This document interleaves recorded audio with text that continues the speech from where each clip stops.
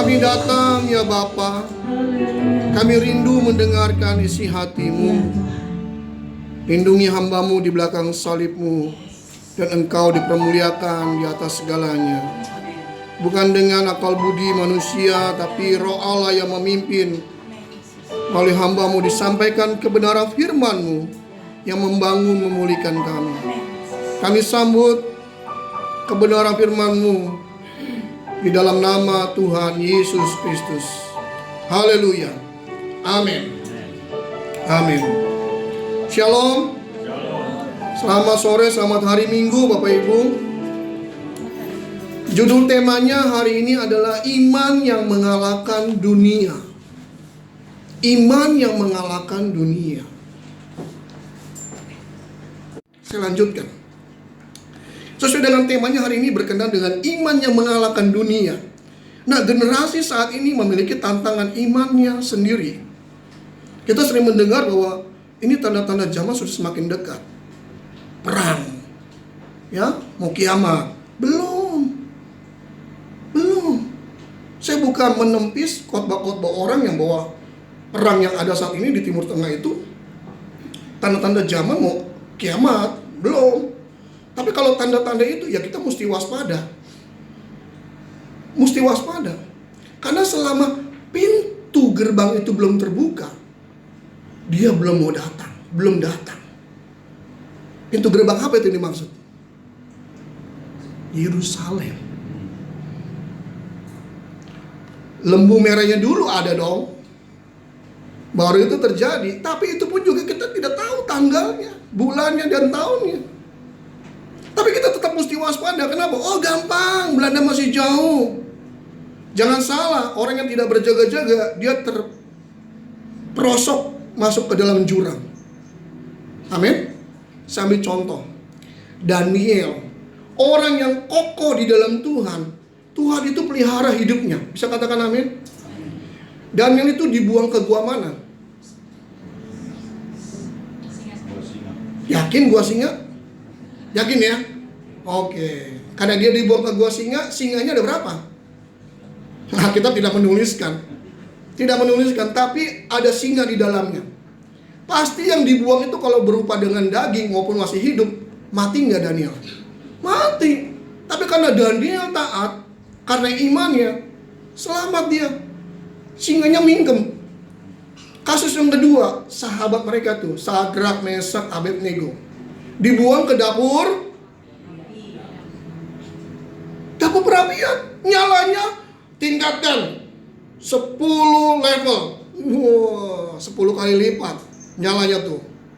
Waktu dibuang 3, itu si raja lihat, loh, kok jadi 4? Bukan kita buang 3. Kenapa? Karena Allah Elohim Yahweh menyertai. Allahnya orang Israel itu menyertai. Yang mereka menyebutnya Elohim Yahweh. Selamat. Diutusnya malaikat dan jadi berempat di situ. Diselamatkan mereka. Waktu keluarnya pun tidak bau hangus satu helai hamru pun. Dan dari situlah peristiwa Daniel, Sadrak, Mesak, Abednego. Mereka jadi percaya bahwa Allahnya orang Ibrani, orang Israel itu hidup. Katakan amin. Kalau sekarang bagaimana dengan tindakan kita masa sekarang? Kita belum loh dibuang ke gua singa. Kita belum loh dibuang dapur perapian. Baru namanya goa teknologi. Goa teknologi, mana handphonenya, tunjukkan. Itu goa teknologi. Kalau sudah nyemplung, nggak mau naik lagi, scroll. Alasannya apa? Mager. Tahu mager anak muda? Males gerak. Udah PW. Mama bilang nyapu nanti. Atau pasang petasan. Tar. Maksudnya ntar. Ntar udah 2 jam 3 jam. Ketiduran mama capek. Baru masuk ke gua tadi gadget. Ke gua apalagi namanya gua flexing. Pamer. Orang udah flexing ya pamer ya. Itu ya seperti orang yang nggak ada hentinya pamer. Pamer di mana? Media sosial. Beli sepatu pamer. Beli sendok pamer. Beli pulpen, Ada loh orang beli pulpennya lempar di media sosial. Ya ampun, sampai saya, ya ampun, orang ini ya pengen jawab, nanti tersinggung, bisa rame, nggak dijawab. Oh, ya sudah terserah lah, itu akun-akun kamu lah. Banyak orang komentarin gitu sana sini, ya udahlah. Kalau orang Kristen ya, apalagi saya pendeta, masa saya pamer pulpen? Ya mungkin dong. Hal-hal yang berhubungan dengan rohani dong, ya nggak? Begitu kan? Nah kalau saya mau pelayanan kemana, ada flyernya, biar orang tahu. Mereka bisa datang. Kadang-kadang mereka datang, pernah ke PIK, itu ada orang datang sampai ke PIK. Karena mereka tahu dari mana? Dari flyer, dari media sosial. Ya nanti kalau sedang ngetren, orang kemana-mana bisa ngikutin. Belum waktunya. Belum waktunya, nanti tunggu tanggal mainnya. Jadi pada masa itu, dibuanglah Daniel ke gua singa. Yang kedua, Sadrak, Mesak, Abednego dibuang ke dapur. Kita belum dibuang ke dapur perapian, Bapak Ibu, baru dibuang kemana? Diizinkan Tuhan. Diizinkan Tuhan dibuang ke dapur perekonomian. Sekarang kan dolar lagi naik nih kan, dapur perekonomiannya udah gak bisa ngebul banyak, sedikit. Tuhan izinkan itu terjadi, bukan Tuhan sengaja berikan, nggak ada. Tuhan nggak pernah berikan pencobaan. Tuhan izinkan. Kamu lihat contohnya. Saya nggak usah bela Tuhan. Tuhan bisa bela dirinya. Tapi saya apologet, saya mau bela begini. Bapak Ibu tahu nggak kenapa Esther sampai masuk ke sebelum jadi permaisuri? Kenapa diizinkan? Tahu nggak Bapak Ibu? Memang harus begitu. Esther itu karena pertolongan Tuhan melalui Mordekai juga. Tuhan izinkan terjadi. Tuhan izinkan terjadi. Daniel juga masuk ke gua singa. Tuhan izinkan. Allah izinkan. Sadrak, Mesak, Abednego mesti nyemplung dulu. Oh, mau contoh yang paling sederhana, gampang. Sampai sini yang masih sekolah? Ada? Bisa angkat tangan yang masih sekolah? Yang masih sekolah ya? Oke. Pernah tiba-tiba langsung naik kelas? Oh, haleluya, naik kelas. Ada pertolongan Tuhan. Orang juga bingung, pertolongan Tuhan, kamu gak pernah sekolah kok naik kelas. Saya punya sepupu ya, ini sekarang hebat loh sekolah-sekolah. TK sudah pakai toga. Pakai baju toga gitu kan. Saya komentar karena kan grup keluarga. Dek, kamu kuliah di mana? Saya masih TK gitu kan. Belum diwisuda, belum kenaikan kelas, sudah wisuda duluan. Sekarang udah ngetren begitu memang. Kan gak mungkin dia udah belum menyelesaikan lalu diwisuda, walaupun TK. Gak mungkin kan? Ada ujiannya kan? Ada tesnya kan? Apalagi kuliah. Ada karya ilmiah, skripsi, tesis, disertasi. Gak mungkin menghadapi itu pencobaan yang cukup besar itu bisa lulus. Kalau nggak benar-benar rajin. Oh sekarang gampang, ada AI ya. Oke, ada AI. Nanti pun waktu dia magang kerja, kalau memang itu hasil AI, dia nggak bisa apa-apa. Karena bukan karya sendiri, ini tumpul pakai AI. Bapak Ibu dikasih oleh Tuhan, semua pencobaan Tuhan izinkan terjadi. Untuk apa? Supaya orang-orang percaya di zaman akhir ini imannya bisa mengalahkan dunia.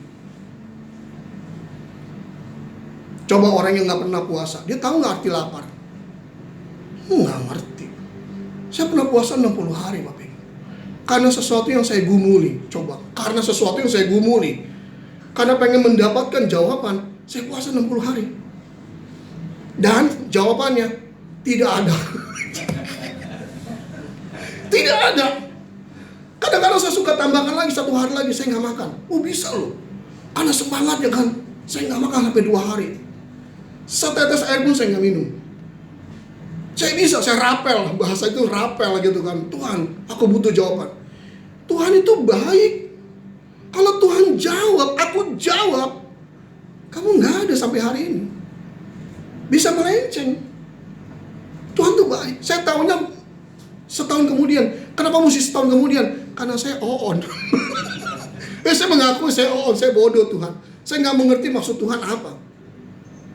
Makanya kita mesti duduk di bawah kaki Tuhan. Tuhan maksudmu apa ya? Tuhan mau kita ini bertumbuh iman kita. Bukan karena ban bocor lalu kita mengeluh, Tuhan Aku kan baru pulang ibadah, pulang pelayanan Tuhan. Kenapa ban bocor? Dalam nama Yesus, ban hidup kembali. Gak bisa, mesti ketambal ban. Betul gak? Dalam nama Yesus, sakit gigi sembuh. Kau makan permen sugu 1 pak, udah tahu gigi berlubang. Kadang kita begini suka ngeyel ya, orang Jawa bilang ngeyel ya. Udah tahu diabetes, keturunan dari orang tua. Bikin teh, pakai gula, teh manis kan, 5 sendok. Muncul lagi, aduk. Kurang 1 sendok lagi, 6. Biar dia sedap rasanya. Pakai apa Bapak Ibu Saudara? Tambah apa lagi? Susu. Oh boleh, terserah deh. Tambah apa lagi? Benar, es. Sekarang kan banyak orang jual tuh teh manis kan. Itu siang bolong coba minum. Haleluya. Begitu haleluya, diabetes itu. Kebanyakan gula. Entar di rumah makan nasi 2 piring. Tahu diabetes, dia lawan, lalu ke dokter. Dok, saya pusing 7 keliling, periksa tensinya. Bu, ini tensinya 320. Itu baru tensi darah. Dicek gula darahnya nih kan, ambil darahnya. Bu, ini gula darahnya 310. Wah, berdoa dia di rumah. Dalam nama Yesus, setan diabetes, setan darah tinggi, kami tolak tengking. Setannya di pojok, dengar dia kan. Ini cuma ilustrasi Bapak Ibu ya, saya nggak bela iblis, enggak. Iblisnya di pojok dengar. Kamu yang makan, kamu yang minum, aku yang disalahkan. Saya nggak bela iblis, tapi juga kasihan dia. Kasihan.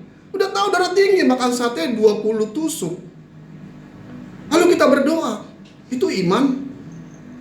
Bukan, itu bukan iman. Itu kamu mencobai Tuhan. Itu buat jemaat yang diberhasil ya, bukan yang di sini. Jadi jemaat yang diberhasil itu makan sate banyak. Tubuh ini adalah bait Roh Kudus. Dikotori, dicemari dengan apa?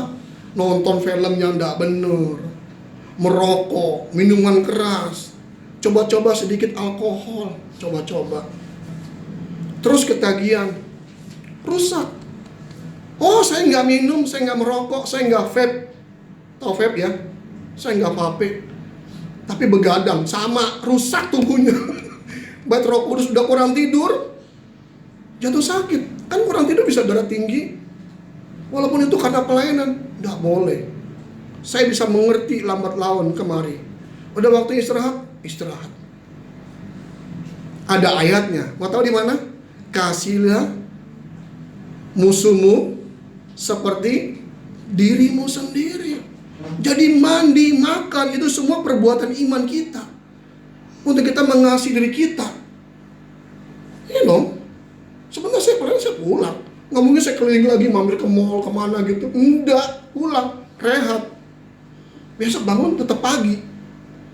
Nggak boleh bangun siang, mesti pagi. Nanti siang mau istirahat, oh silakan. Semua kita atur, makan sehari 3 kali. Oh mau diet boleh, tapi jangan tahan-tahan lapar.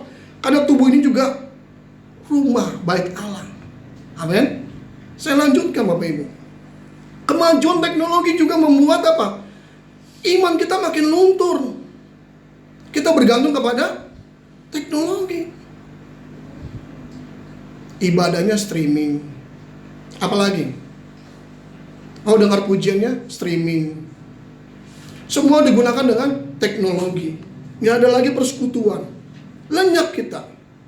Dalam situasi seperti ini, iman menjadi pondasi yang menentukan apakah seseorang berdiri teguh atau terbawa arus dunia. Iman kita bisa digoyahkan dengan apa? Dengan uang, hepeng, doi, cien, duit kata orang Betawi. Tergoyahkan. Kalau nggak ada uang, abang nggak sayang. Tak ada uang, ya udah abang lenyap. Kenapa mesti abang ya? Kok bukan ibu-ibu ya? Kondisinya karena apa? Karena iman itu berakar kepada Allah harusnya, bukan kepada hal-hal yang berhubungan dengan dunia. Saya mengajak kita membuka teks ini, ayat ini. 1 Yohanes 5 ayat 4. 1 Yohanes pasal 5 ayat yang keempat. Dari Injil Yohanes, 1 Yohanes pasal 5 ayat yang keempat. Firman Tuhan berkata demikian, sebab semua yang lahir dari Allah mengalahkan dunia, dan inilah kemenangan yang mengalahkan dunia. Tidak terdengar. Iman itu apa ya? Iman itu kalau di dalam Alkitab ini terjemahannya adalah pistis, bahasa aslinya. Pisteo kata kerjanya. Artinya seseorang yang percaya, mengikuti, melakukan apa yang Yesus lakukan. Mengikuti jejaknya, menjadi pelaku firman. Itu iman. Bukan iman hanya sekedar percaya lalu tanpa perbuatan. Itu nol. Contoh tadi kan, hore lulus tapi nggak pernah sekolah, nggak bisa. Hore rapotnya bagus tapi nggak pernah belajar, nggak mungkin. Orang yang rajin belajar pasti lulus, nilainya baik. Minimal tuh nggak usah tinggi-tinggi, baik. Ada nggak orang rajin belajar tapi nggak naik, nggak lulus? Ada? Ada? Ada.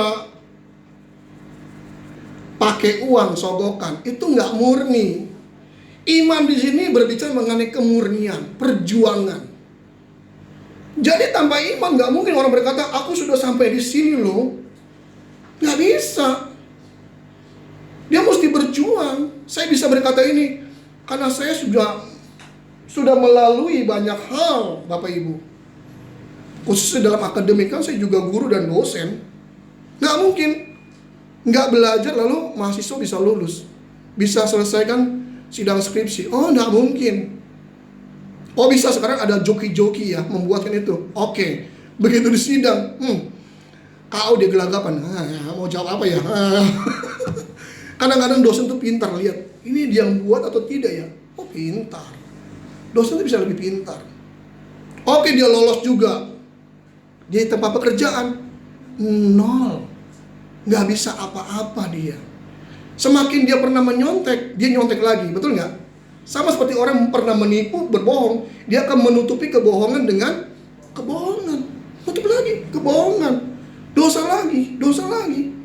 Kalau iman tidak, iman itu murni. Makanya tadi saya katakan, dan dia kenapa Tuhan izinkan? Banyak orang Kristen di dunia ini seperti kata Alkitab, pencobaan yang kamu alami tidak melebihi kekuatanmu. Dan bukan hanya kita saja yang mengalami pencobaan itu. Seluruh dunia orang percaya yang setia juga mengalami itu. Supaya apa? Dimurnikan, katakan haleluya. Dimurnikan iman. Jadi nggak enak, nggak gampangan jadi orang Kristen. Daniel itu bukan Kristen loh. Sadrak Mesak Abednego itu bukan Kristen loh. Dia belum mengenal Kristus. Zaman perjanjian baru yang mengenal Kristus disebut Kristen. Apalagi kita.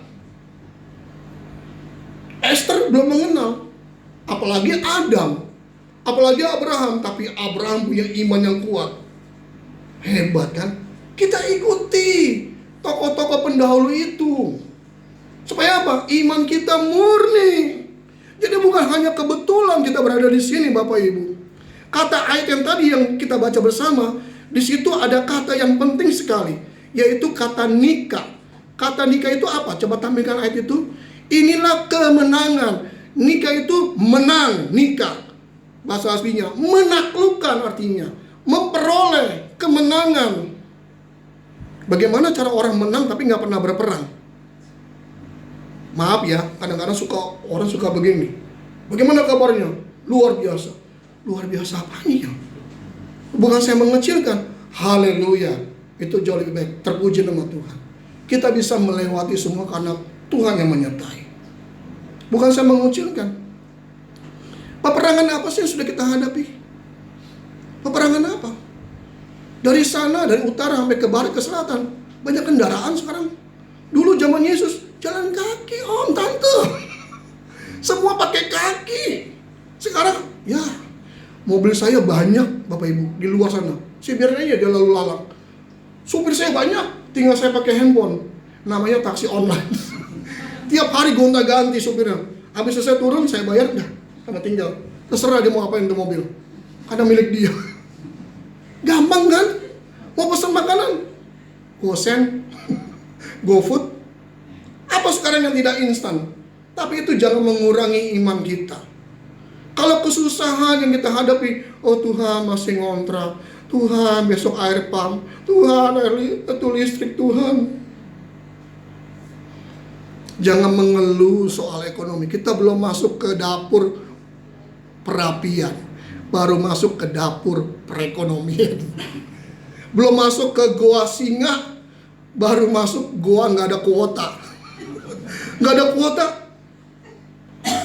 Mama. Kuota Mama. Pakai yang hemat. Pakai yang hemat.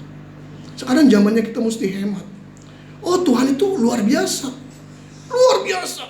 Dia bisa turunkan surga ke bumi. Tapi untuk apa? Coba. Kemuliaannya untuk apa coba? Bapak Ibu, ada banyak tokoh-tokoh, bukan hanya di Alkitab ya, tokoh-tokoh iman yang mereka sampai matinya mereka miskin. Termasuk penulis-penulis buku yang terdahulu itu miskin. Ada beberapa tokoh-tokoh yang saya nggak bisa sebutkan namanya, pembicara-pembicara yang punya urapan. Kalau jubah itu pasti orang rebah semua tuh. Di stadion, bukan stadion Senayan ya, bukan ya, stadion pokoknya, di lapangan. Itu rebah semua, punya urapan, penyakit disembuhkan semua. Tapi belakangan ini saya dengar di media sosial ada buktinya. Dia kalau itu punya helikopter, punya rumah sekian puluh miliar, urapannya turun. Nah, saya nggak mau sebut namanya. Bapak Ibu harus tahu. Itu sudah seliweran itu. Di media sosial, sudah seliweran beritanya. Kok bisa begitu ya? Namanya juga manusia, hamba Tuhan kan manusia kan? Bisa turun imannya, bisa turun karunia-Nya, kenapa? Kedagingan. Makanya Tuhan izinkan kadang-kala kita juga susah. Untuk apa? Kita ingat Tuhan. Yang penting Tuhan cukupkan hari ini. Cukupkan. Cukup kan? Kesehatan cukup. Kalau kesehatan berlebihan juga nggak bisa tidur. Saya pernah dialog dengan dokter ya. Kalau kita tuh terlampau fit sekali ya, kita kadang nggak bisa tidur. Oh iya, baru tahu saya. Begitu, cukup. Waktu mau tidur. Ada orang tuh, saudara saya juga gampang. Baru nempel di sofa. Blok, udah. Entah kemana dia, antah berantah. Kadang saya semua mesti uring-uringan dulu, baru bisa tidur. Bersyukur orang yang bisa tidur gampang. Baru di bus, baru duduk. Ya ampun, cepat sekali Bapak ini. Itu anugerah.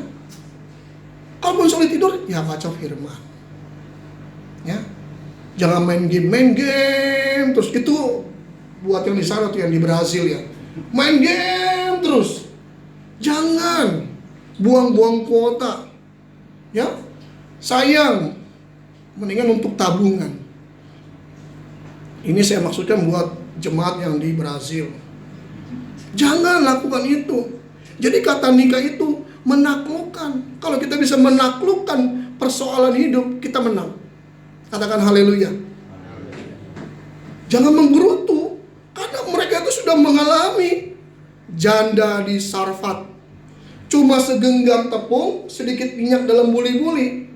Kasih makan juga tuh imam datang. Minta makan dia, dibuatkan. Habis sudah, tidak. Berisi semua makanan di situ, buli-bulinya penuh lagi.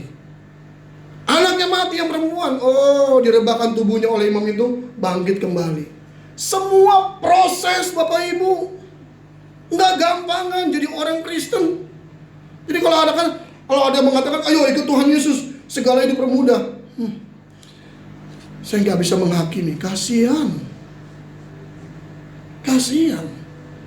Kalau ikut Yesus itu mesti pikul salib, itu yang benar. Itu yang benar. Pikul salib itu bukan nanti habis pulang gereja kita ke pasar beli salib, nggak ada. Atau biasa kita beli ke material kayu, kita bikin salib, kita pikul. Bukan. Pikul salib itu yang pertama adalah menyangkal diri. Menyangkal diri itu bukan begini, nama saya Yohanes. Bukan, saya bukan Yohanes. itu gila. Itu hilang ingatan. Kalau menyangkal diri itu artinya kalau ada sesuatu yang mengandung dosa, lalu kita dicobai dan kita jatuh dalam dosa, itu baru namanya jatuh di dalam dosa dan tidak berani menyangkal diri. Yusuf contohnya, begitu ada istri Potifar yang cantik katanya, kan menyangkal diri kan? Tidak, dia kabur. Jubahnya ditahan untuk alat bukti. Lihat nih, masuk penjara dia. Diizinkan sama Allah masuk penjara. Sudah dibuang ke sumur, selamat, masuk penjara. Begitu di penjara, lihat, cara Tuhan itu indah. Dengan kita menghadapi kesusahan hidup, cara Tuhan itu indah. Serius. Dia bertemu dengan juru minum dan juru makan, juru roti. Bisa bersaksi dia, begitu keluar, Tuanku Raja, ada orang yang bisa menafsirkan mimpi. Namanya Yusuf, panggil dia. Dia begitu bisa menafsirkan mimpi raja itu, dia naik pangkat. Orang kedua di Mesir dengan gelar Safna Paanea.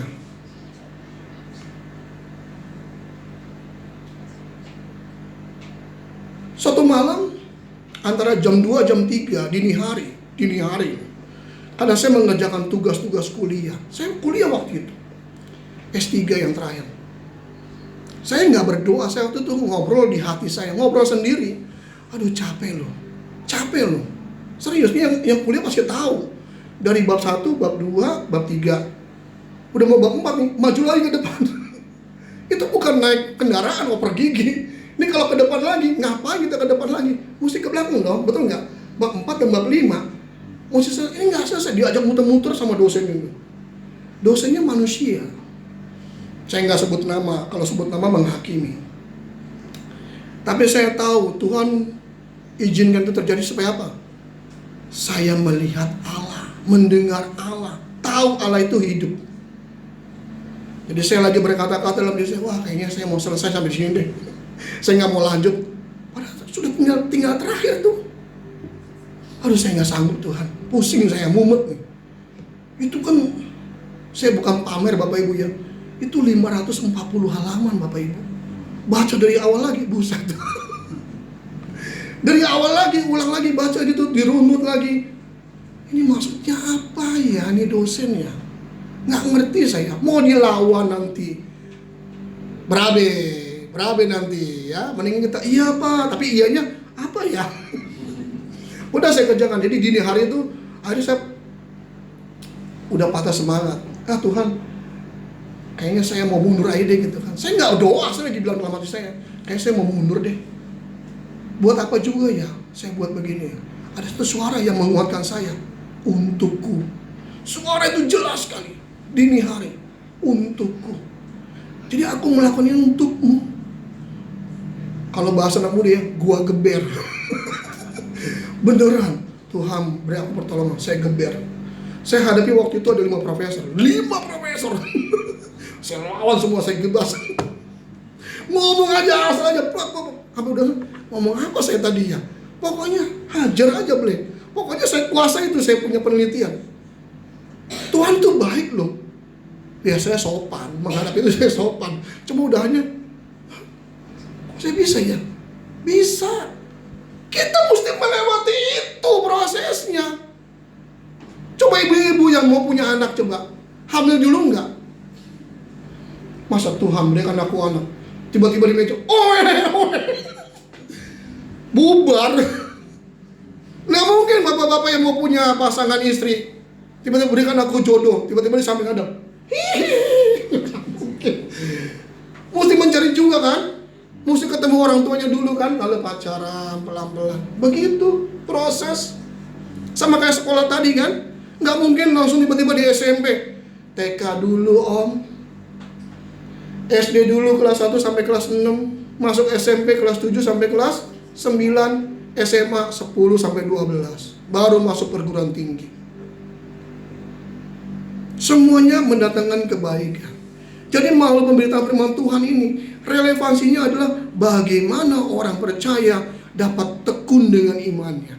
Yang pertama, teladan Yesus Kristus harus menjadi pokok utama kita. Jalan serta Yesus, jalan sertanya. Lanjut. Jalan serta Yesus, serta Yesus selamanya. Teruskan.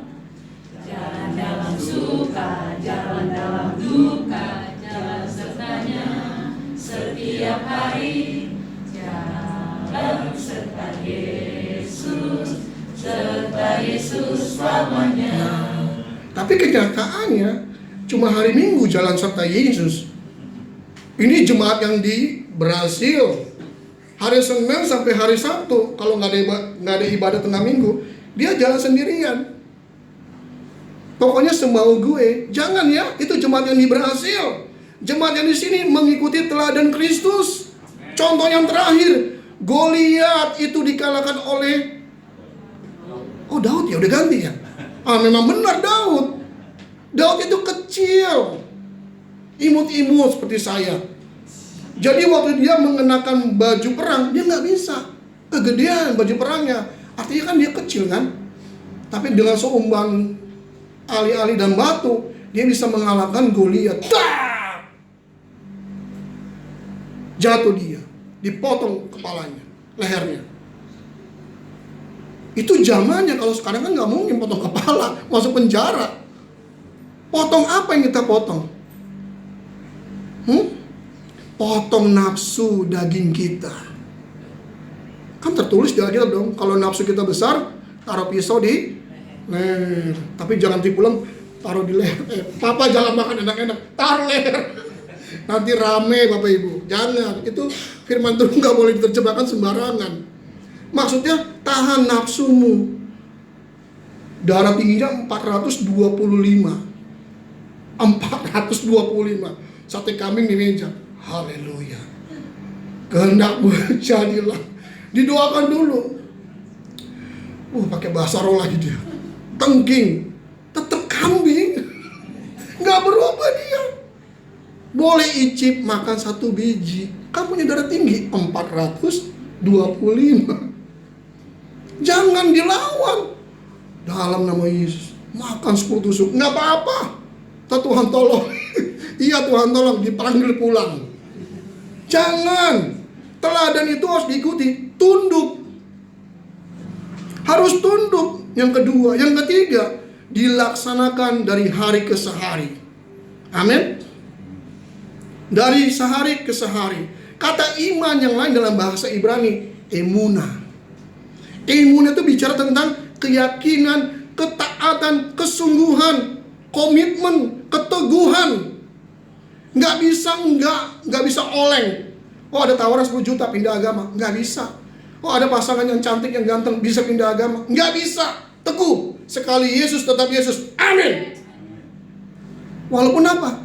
Miskin. Saya banyak lihat di media sosial ya, orang pindah agama langsung kaya. Oh iya. Kau pikir bisa masuk ke sana? Nanti sogok sama malaikat, cut 20 miliar. Kau digetok ke malaikat. Gak bisa Bapak Ibu. Masuk ke sana tiketnya iman. Iman yang terpampang dengan kebenaran yang kita lakukan dalam ketaatan. Gak bisa disogok. Gak bisa. Tadi saya melihat yang datang lebih awal Bapak Ibu. Saya lihat Bapak Gembala atur ini, lalu kemudian anaknya menyusul, lalu pekerjanya, lihat Ibu Gembala nyapu ngepel. Ini mah kayak saya dulu. Iya serius. Saya dulu begitu. Jadi mau mulai ibadah bahasa kuyup, selesai ibadah bahasa kuyup lagi, nyapu ngepel. Ini masih enak ada AC. Zaman saya nggak ada AC. Wakil gembala sampai gembala sidang gak pernah ada yang bantuin. Serius. Tapi aku gak dendam. Semuanya mendatangkan kebaikan. Jadi aku terlatih. Kalau bersih-bersih, beta paling jago di rumah bersih-bersih. Jangan diragukan. Serius. Jangan diragukan. Boleh colek, ada yang kotor gak? Gak ada kalau saya bersihin. Karena udah terlatih dari dulu. Apa tuh arti bersih? Serius. Nyuci toilet itu saya mengerti karena saya tahu mengerjakan itu. Jadi semua Allah izinkan proses itu terjadi. Toilet yang dulu kan model jongkok ya. Ya, kadang orang siram tuh suka nggak bersih, maaf. Dia meninggalkan beberapa butiran-butiran emas di situ. Yang susah itu disiram berapa kali nggak mau. Mesti sekarang enak ada itu sikat ya. Zaman saya kan dulu nggak ada. Pakai apa? Sapu lidi. Kalau sapu lidi saya ambil semua, kena semua dong. Ambil satu, cengkil-cengkil. Itu zaman saya, teman saya mah jijik, saya mah enggak. Udah terbiasa. Sampai papa saya meninggal, saya yang cebokin. Nggak ada yang berani, saya yang bersihkan kotorannya. Sampai terakhir dia. Kenapa mesti malu, jijik? Enggak, memang bau papaku. Jadi semua Allah itu izinkan proses itu terjadi. Biasa. Sehari nggak makan. Biasa, udah biasa 60 hari. Kalau mesti takut, Tuhan tuh pelihara kita loh. Amin. Burung di udara itu bukan berarti burung udara itu Tuhan kasih makan terus lemparin dedok gitu dari surga. Karena ada guru sekolah minggu kan bilang gitu kan, Tuhan lemparin dedok. Saya dengerin, sekolah Alkitab di mana ya? Masa lemparin dedok? Enggak. Burung itu terbang cari makan sendiri, betul nggak? Ketemu ulat ya makan, lalat terbang makan, serangga lewat makan. Artinya apa? Bekerja. Iman tanpa perbuatan mati. Punya iman berdoa doang nggak bekerja mati, nggak makan. Semua dikerjakan, makanya orang itu bisa tumbuh di dalam Tuhan. Yang terakhir Bapak Ibu, Daud juga melakukan kesalahan. Ada jatuh dalam dosa kan? Tapi ingat Bapak Ibu, setiap perbuatan iman itu membuahkan hasil Bapak Ibu. Membuahkan hasil, walaupun jatuh dalam dosa, Tuhan mengingat apa yang pernah diperbuat oleh Daud. Dan Daud memperoleh kemenangan pada waktunya. Saya berharap kita semua yang mendengar firman Tuhan ini diteguhkan, ya, kembali bangun imannya. Jangan letih lesu menghadapi persoalan hidup. Apa yang Bapak Ibu tabur hari ini akan dituai di kemudian hari, akan dikenang di kemudian hari. Semua yang kita lakukan itu asal dengan tulus ya, pasti dikenang. Amin.